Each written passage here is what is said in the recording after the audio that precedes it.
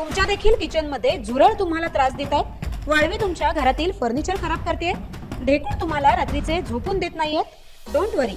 तुमच्या घराभोवताली healthy environment ठेवण्यासाठी A1 star pest control expert तुमची मदत करेल.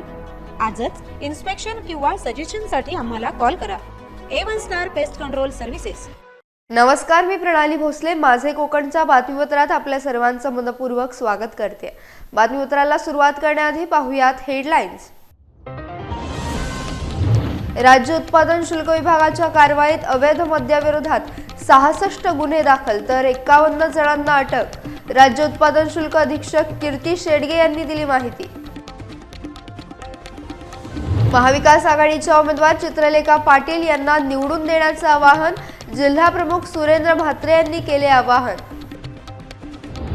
पेण येथे महाविकास आघाडीची आढावा बैठक संपन्न. ज्येष्ठ नेते अनंत गीते यांनी केले कार्यकर्त्यांना मार्गदर्शन. आणि राष्ट्रवादी काँग्रेस पक्षाचे घोषणापत्र प्रसिद्ध. घोषणापत्राला जनतेचा उदंड प्रतिसाद मिळेल, अदिती तटकरे यांनी व्यक्त केला विश्वास. पाहुयात सविस्तर वृत्त. रत्नागिरी जिल्ह्यात विधानसभा सार्वत्रिक निवडणूक 2024 ची आचारसंहिता लागू झाल्यापासून आजपर्यंतच्या कालावधीत राज्य उत्पादन शुल्क विभागाने अवैध मद्याविरुद्ध एकूण 66 गुन्हे नोंद केले असून त्यात 51 आरोपींना अटक करण्यात आली. या दाखल गुन्ह्यात हातभट्टीची गावठी दारू ही 1400 लिटर, देशी मद्य 45.9 बल्क लिटर, विदेशी मद्य 56.7 बल्क लिटर, गोवा राज्यात विक्री करता असलेले विदेशी मद्य 9274.63 बल्क लिटर, रसायन 27,205 लिटर तसेच मद्याची अवैधरित्या वाहतूक करणारा आयशर टेम्पो आणि मारुती स्विफ्ट कार या वाहनांसह एकूण 1,19,14,300 रुपये किमतीचा मुद्देमाल जप्त करण्यात आला आहे, अशी माहिती राज्य उत्पादन शुल्क अधीक्षक कीर्ती शेडगे यांनी दिली आहे. विधानसभा सार्वत्रिक निवडणूक 2024च्या अनुषंगानं राज्यभरात 15 ऑक्टोबर 2024 पासून आचारसंहिता लागू झाली आहे. विधानसभा सार्वत्रिक निवडणूक 2024चा कार्यक्रम जाहीर झाल्यापासून निकाल घोषित होईपर्यंतच्या कालावधीत अवैध दारूची निर्मिती, वाहतूक तसेच विक्री होण्याची शक्यता नाकारता येत नाही. अवैध मद्याविरुद्ध राज्य उत्पादन शुल्क विभागाची करडी नजर असून त्याविरुद्ध कठोर कारवाई करण्याकरिता या विभागाकडून 4 पथकं नेमण्यात आली आहेत. परराज्यातील बेकायदेशीर मद्याची अवैध वाहतूक रोखणे, रात्रीची गस्त, संशयित वाहनांची तपासणी तसेच अवैध दारू धंद्यांना प्रतिबंध करण्याच्या सूचना या सर्व पथकांना देण्यात आल्या. त्यानुसार या पथकांकडून अवैध मद्यावर सातत्यानं कारवाई करण्यात येते.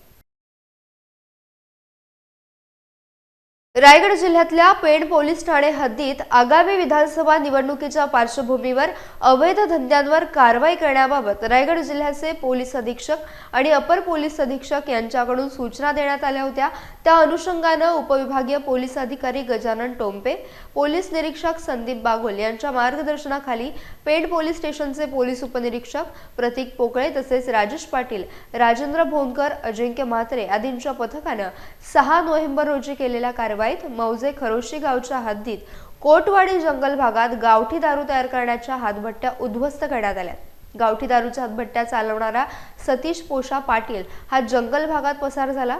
कोटवाडी जंगल भागात हातभट्टी असलेल्या ठिकाणी 35 लिटर गावठी हातभट्टीची तयार दारू तसेच 2400 लिटर गुळ आणि नवसागर मिश्रित रसायन, हातभट्टीची साधने आणि साहित्य असे एकूण 91,250 रुपयांचा मुद्देमाल जप्त करण्यात आला. यातील सतीश पाटील याच्यावर महाराष्ट्र दारूबंदी अधिनियम कलम 65(ब) क आणि फ नुसार पेण पोलीस ठाण्यात गुन्हा दाखल करण्यात आला असून या गुन्ह्याचा तपास पोलीस निरीक्षक संदीप बागुल यांच्या मार्गदर्शनाखाली सुशांत भोईर करीत आहेत.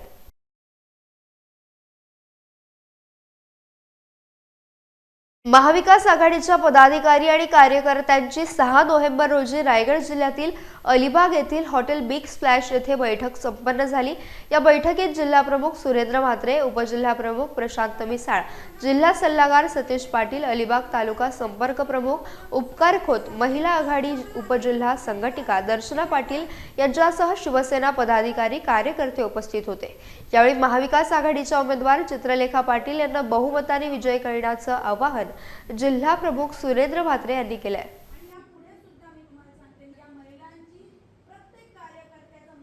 तर ह्या वेळेला कुठल्याही परिस्थितीत अलिबाग विधानसभाचा आमदार मागच्या वेळेला जो शिवसेनेचा आमचा आमदार निवडून आला होता त्यांनी नंतर गद्दारी केली, पक्ष सोडून गेला, पण त्याच्यानंतर पक्षाने जो निर्णय घेतलेला आणि महाविकास आघाडीचा उमेदवार म्हणून चित्रलेखा पाटील यांना आमचा पूर्णपणे पाठिंबा आहे आणि सगळे कार्यकर्ते येणारे पुढले 15 दिवस 16 दिवस जेवढे दिवस आहेत 15 दिवस त्या 15 दिवस पूर्णपणे चित्रलेखाताईंचाच प्रचार करून त्यांना निवडून आणण्यात कुठेही कमी पडणार नाही याची मला खात्री आहे. च्या सगळ्या महाराष्ट्र लेवलच्या नेत्याचे तालुका आणि तिन्ही तालुक्याच्या नेत्यांचे मनापासून आभार मानते की माझ्यावर त्यांनी एका महिलेवर विश्वास ठेवला, एका तरुणीवर विश्वास ठेवला आणि नक्कीच मला वाटतं वातावरण खूप चांगलं आहे आणि जर शिवसेनेचा उद्धव बाळासाहेब ठाकरे एवढ्या मोठ्या पक्षाचं जर बळ माझ्या पाठीशी असेल तर निश्चित विजय हा आमचाच होईल. विधानसभा निवडणुकीच्या पार्श्वभूमीवर रायगड जिल्ह्यातल्या पेण येथे महाविकास आघाडीच्या कार्यकर्त्यांची आढावा बैठक संपन्न झाली. यावेळी माजी मंत्री शिवसेना उद्धव बाळासाहेब ठाकरे पक्षातील ज्येष्ठ नेते अनंत गीते हे उपस्थित होते. त्यांनी उपस्थित कार्यकर्त्यांना मार्गदर्शन केलं. पेण सुधागड विधानसभा मतदारसंघातून प्रसाद भोईर या महाविकास आघाडीच्या उमेदवारालाच निवडून आणायचे आवाहन गीते यांनी केलंय. याप्रसंगी जिल्हाप्रमुख सुरेंद्र म्हात्रे, शिशिर धारकर, सहसंपर्क प्रमुख किशोर जैन आदी उपस्थित होते.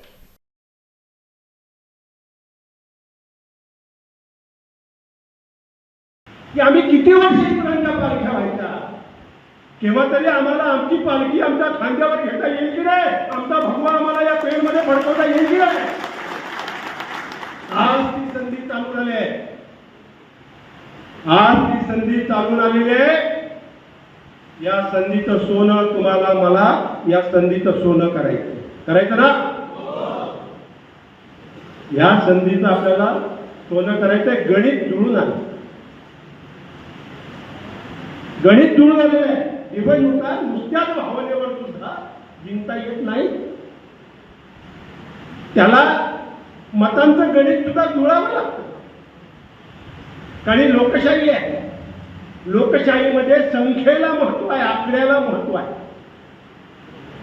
लोकशाहीमध्ये संख्येला महत्व आहे, आकड्याला महत्व आहे.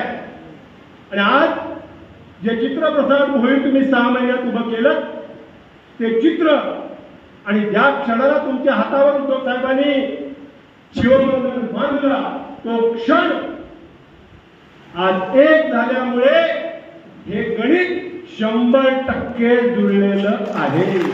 आता भल्या भल्यांना घाम फुटणार, भल्या भल्यांना घाम फुटणार आहे, तर कुणाचं काही चालणार नाही. एक चमत्कार घडवायचा आहे, घडवणार. मला आठवण नव्हती करायची, पण या लोकसभेला पेण विधानसभा मतदारसंघात शिवसेनेचा उमेदवार किती हजारांनी मागे पडलो, 47,000 मतांनी ज्या पेण विधानसभा मतदारसंघात शिवसेनेचा खासदार मागे पडला, त्या पेण विधानसभा मतदारसंघामध्ये शिवसेनेचा आमदार विजय झाल्याशिवाय राहणार नाही. हा चमत्कार घडवायचा आहे. महाविकास आघाडीतील प्रमुख घटक पक्ष असलेल्या शिवसेना उद्धव बाळासाहेब ठाकरे पक्षाची अधिकृत उमेदवारी आणि अधिकृत मशाल हे चिन्ह घेऊन मी या येत्या 20 तारखेला ती विधानसभेची निवडणूक लढवली जाणार आहे. आणि त्याकरिता या मतदारसंघातील 3 तालुक्यातील जनतेचं प्रतिनिधित्व कोणी करावं याची कसोटी त्या दिवशी लागणार आहे. त्या परीक्षेकरिता मी तुमच्या सगळ्यांच्या साक्षीने सामोरं जात आहे. मित्रांनो, अत्यंत प्रामाणिक प्रयत्न आहे. जेव्हा विधानसभा निवडणूक ठरवण्याचा मनाने वेध घेतला, फारशी कोणालाही कल्पना नव्हती. 3 व्यक्ती गाडीमध्ये सोबत घेतल्या आणि पहिले महिनाभर फक्त अभ्यास करत बसलो. मला पूर्ण जबाबदारीने हे सांगावंसं वाटतंय की विधानसभेचं प्रतिनिधित्व किंवा आमदारकी ही कोणतीही जागीरदारी नसते, ही खूप मोठी जबाबदारी असते. 263 दापोली विधानसभा मतदारसंघाचे महाविकास आघाडीचे शिवसेना उद्धव बाळासाहेब ठाकरे पक्षाचे उमेदवार संजय कदम यांच्या प्रचाराला सुरुवात झाली असून काल खेड शहरातील तांबे मोहल्ला, माडिक मोहल्ला, पटेल मोहल्ला, कोचाली मोहल्ला येथे कॉर्नर सभा घेण्यात आल्या। यावेळी या मोहल्ल्यांमधून महाविकास आघाडीला चांगला प्रतिसाद मिळत असल्याचं पाहायला मिळालं। महाराष्ट्राच्या विधानसभा निवडणुकांमध्ये महायुतीसोबत घटक पक्ष असणाऱ्या आरपीआय पक्षाच्या कार्यकर्त्यांना रायगड जिल्ह्यातल्या पेड विधानसभा मतदारसंघातील उमेदवार रवींद्र पाटील हे विश्वासात घेत नसल्याने आरपीआय पक्षाचे कार्यकर्ते यापुढे रवींद्र पाटील यांचं काम करणार नसल्याचं आरपीआय जिल्हाध्यक्ष नरेंद्र गायकवाड यांनी पेड येथे झालेल्या पत्रकार परिषदेत स्पष्ट केलंय। या पत्रकार परिषदेला पेड तालुका अध्यक्ष विजय अडसुळे, पाली सुधागड तालुका अध्यक्ष राहुल सोनवणे, रोहा तालुका अध्यक्ष संतोष गायकवाड, ॲडव्होकेट सुशील गायकवाड आदींसह कार्यकर्ते मोठ्या संख्येने उपस्थित होते। इथे आल्यानंतर सर्व तिन्ही तालुकाधीश उपस्थित होते आहेत। यांची चर्चा केल्यानंतर माझ्या लक्षात आलं की या ठिकाणी खरोखर रवी पाटील काम करत नाहीये आणि माझ्या कुठल्याही कार्यकर्त्याला बोलवत नाही। तर तुम्ही अशा प्रकारे जर महायुतीमधले घटक पक्ष असताना जर आरपीआयला जर विश्वासात घेत नसाल, प्रचारात सहभागी करून घेत नसाल, आमच्या कार्यकर्त्यांची विकासात जी कामं व्हायला पाहिजे करत नसाल, तर आम्ही तुम्हाला का इथं तुमचं आम्ही काम करावं। मी आदरणीय साहेबांशी चर्चा केलेली आहे। साहेबांनी मला रायगड जिल्ह्याचा जिल्हाध्यक्ष म्हणून या ठिकाणी पूर्ण अधिकार दिलेले आहेतच। त्यामुळे पेन हा मतदारसंघ जो आहे या ठिकाणच्या त्या माझ्या तिन्ही तालुकाध्यक्षांना आरपीआयच्या आमच्या कार्यकर्त्यांना पदाधिकाऱ्यांना विश्वासात न घेतल्यामुळे, चर्चेसोबत प्रचारात सहभागी करून न घेतल्यामुळे मी आज या ठिकाणी आपल्या या सर्व पत्रकारांसमोर जाहीर करतो की पेन मतदारसंघामध्ये आरपीआय भाजपचे उमेदवार, महायुतीचे जे उमेदवार आहेत त्यांचं काम करणार नाही। रवींद्र पाटलांचं काम आरपीआयचा कुठलाही कार्यकर्ता करणार नाही। मग पेन असेल, सुधागड असेल, रोहा असेल, तिन्ही ठिकाणचे तालुका अध्यक्ष उपस्थित आहेत आणि तिन्ही तालुका अध्यक्षांच्या ज्या काही चर्चा झाल्या ते निष्पन्न झालेलं आहे। त्याच्यामुळे आम्ही रवी पाटलांचं काम इथे करणार नाही। त्यांना गरज असेल तर ते संपर्क करतील आदरणीय आमचे राष्ट्रीय नेते, आमचे अध्यक्ष रामदास जाटल साहेबांचे जर पुढील काही आदेश आले तर त्या आदेशानंतर आम्ही आमची पुन्हा एकदा भूमिका आपल्यासमोर स्पष्ट करू। परंतु तुर्तास आरपीआयचा कुठलाही कार्यकर्ता या मतदारसंघातला रवींद्र पाटलांचं काम करणार नाही, ही भूमिका मी या ठिकाणी जाहीर करीत आहे। राष्ट्रवादी काँग्रेसचे राष्ट्रीय अध्यक्ष आणि उपमुख्यमंत्री अजित पवार तसेच प्रदेशाध्यक्ष खासदार सुनील तटकरे यांनी महाराष्ट्रातील लढवत असलेल्या विधानसभा मतदारसंघनिहाय निवडणूक जाहीरनामा काल संपूर्ण राज्यात एकाच वेळी प्रसिद्ध केला।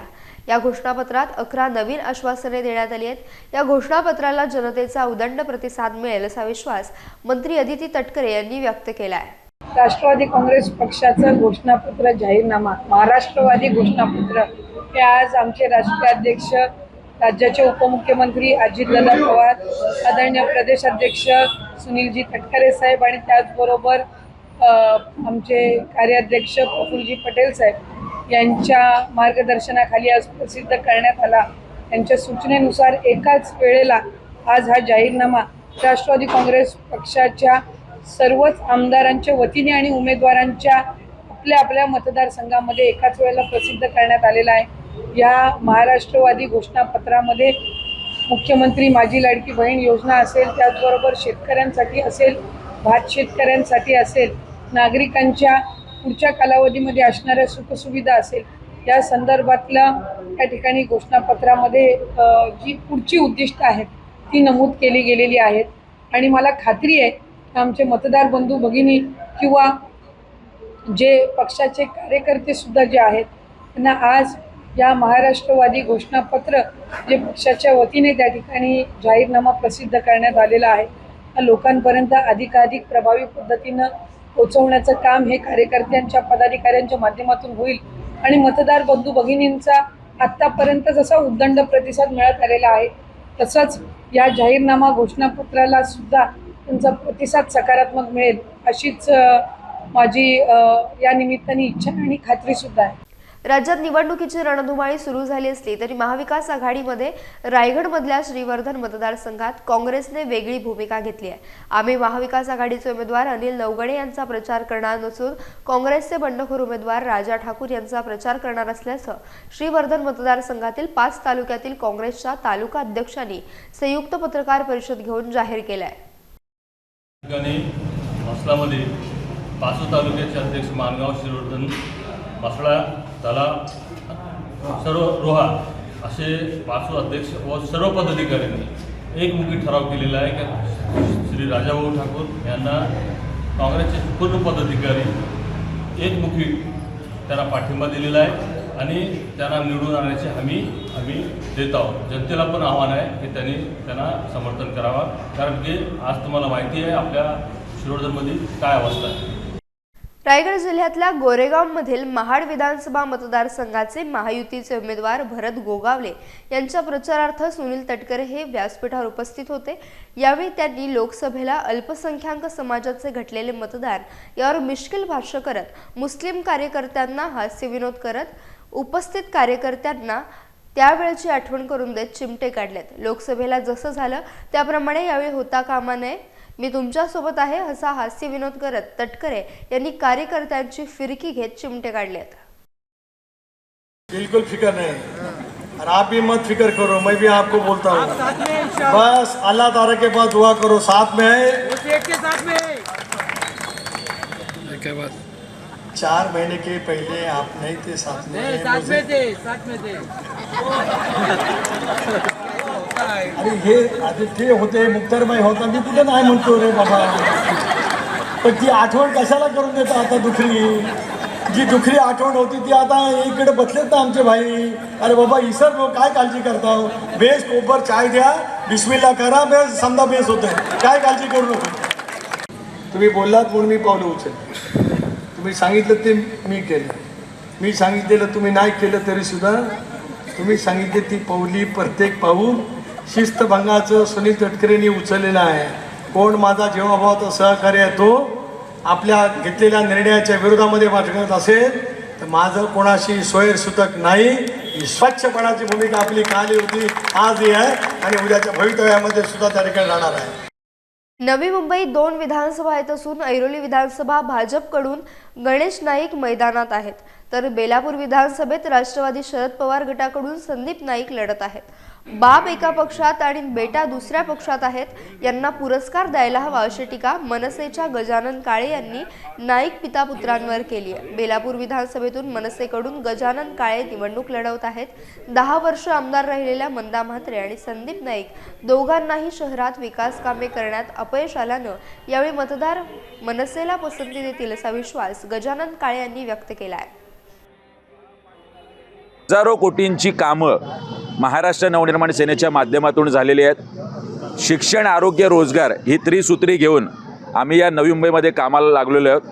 दोन्ही 500-500 रुपयाच्या बॉन्ड पेपरवर इथल्या प्रकल्पग्रस्तांचे प्रश्न सोडवू आणि इथल्या नवी मुंबईकरांचे प्रश्न सोडवू असा लेखी शब्द देणारा या महाराष्ट्रात, देशात आणि नवी मुंबईत मी पहिला विधानसभेचा उमेदवार असेल. अहो, महायुतीचे 2 पक्षातले संदीप नाईक रातोरात विचारसरणी बदलली, नेता बदलला, निष्ठा बदलली. ही माणसं अशा पद्धतीने जात असतील तर नवी मुंबईकरांनी विश्वास कोणावर ठेवायचा आहे? बंडखोरी तर खूप लांबचा राहिला विषय.